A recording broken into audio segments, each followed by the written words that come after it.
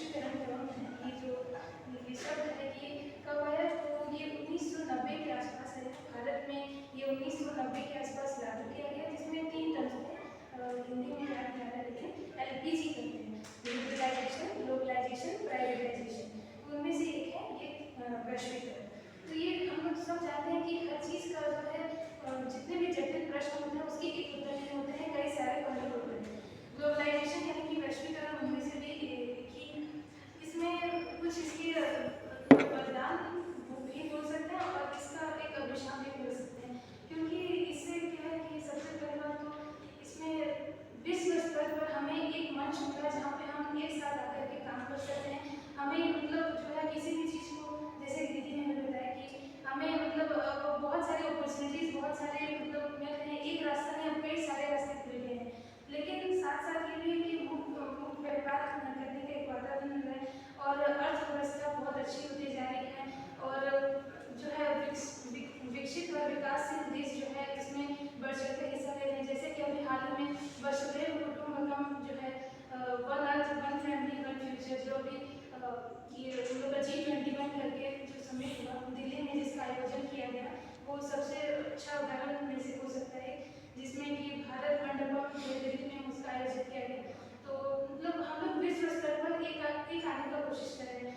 अभी कोविड-19 में हम देख सकते हैं कि जब भारत जो है मतलब पूरा विश्व जो है डरा हुआ था, जूझ रहा था कोरोना से, उस समय में भारत जो है मतलब हिला नहीं, अपने जो है पद पर बना रहा और साथ ही साथ अन्य देशों की भी मदद की। बांग्लादेश में कितने ही मतलब जो कोविशील्ड और कोवैक्सीन को मतलब ट्रांसपोर्ट किया गया, फ्री में दिया गया। तो सरकार मतलब इसके पीछे का क्या कारण हो सकता है? तो हमारे देश में विभिन्नता बहुत है, डाइवर्सिटी बहुत है। हमने किसी एक चीज़ के ऊपर फोकस नहीं किया, हमने हर क्षेत्र में अपना अपना योगदान दिया। और ये जो ग्लोबलाइजेशन है, ये आज के दौर में हम देख सकते हैं कि जैसे ये मतलब पूंजीवाद होता जा रहा है, इकोनॉमी अर्थव्यवस्था को आगे बढ़ा है, लेकिन साथ ही साथ जो है प्रदूषण भी बढ़ता जा रहा है, जलवायु परिवर्तन भी होता जा रहा है और साथ ही साथ जो है जो मानव समाज को की जो मतलब आधार नींव होती है, जैसे हम लोग बोलते हैं ना ऑल राउंड डेवलपमेंट, सतत विकास, सस्टेनेबल डेवलपमेंट, उसके मतलब ऊपर भी हमें ध्यान देने की जरूरत है। तो केवल पूंजी पर ही नहीं, केवल व्यापार ट्रेड पर ही नहीं, बाकी सब चीज़ों पर भी ध्यान देने की जरूरत है। ठीक है, समझ कुछ सवाल लग रहा है? जैसा कि आपने बताया कि कोविड-19 के बाद जो वैश्वीकरण है वो हमारे देश में ज़्यादा प्रभाव पड़ा है, तो कोविड-19 के बाद वैश्वीकरण का क्या प्रभाव पड़ा भारत में? ये बदली भाव तो नहीं पूछी सर अच्छा ठीक है। क्वेश्चन फिर से कोविड-19 के बाद कोविड-19 का हमने उदाहरण दिया, उससे और वैश्वीकरण का क्या संबंध है?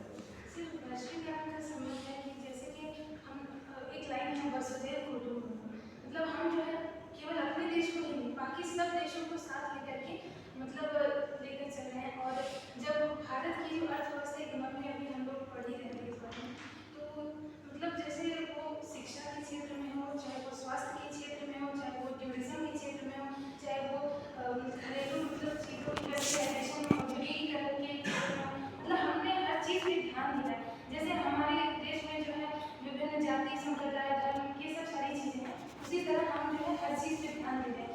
तो इससे जो है मतलब हम जो है अन्य देशों की भी मदद कर रहे हैं। स्वास्थ्य के क्षेत्र में कैसे प्रभाव पड़ा है? स्वास्थ्य के क्षेत्र में वैश्वीकरण। आप सभी को मेरा नमस्कार। मेरा नाम रमा भारद्वाज है, मैं अर्थशास्त्र विभाग से हूँ। आज हम अपने विचार भूमंडलीकरण पर तो रक्षा विभाग में कौन से बैच में? सबसे पहले मैं यह बताना चाहूँगी कि भूमंडलीकरण क्या है। किसी देश की अर्थव्यवस्था को वैश्विक अर्थव्यवस्था के साथ जोड़ने की प्रक्रिया को भूमंडलीकरण कहते हैं। अगर मैं सरल शब्दों में बोलूँ तो यह व्यक्ति, संगठन और सरकारों के बीच एकीकरण है। आजकल जिस जनरेशन में हम लोग हैं, जिसमें टेक्नोलॉजी डेवलपमेंट बढ़ रहा है, ट्रांसपोर्ट कम्युनिकेशन बढ़ रहा है, बहुत सारे देश अपने ट्रेड टैरिफ्स हटा रहे हैं ताकि एक दूसरे से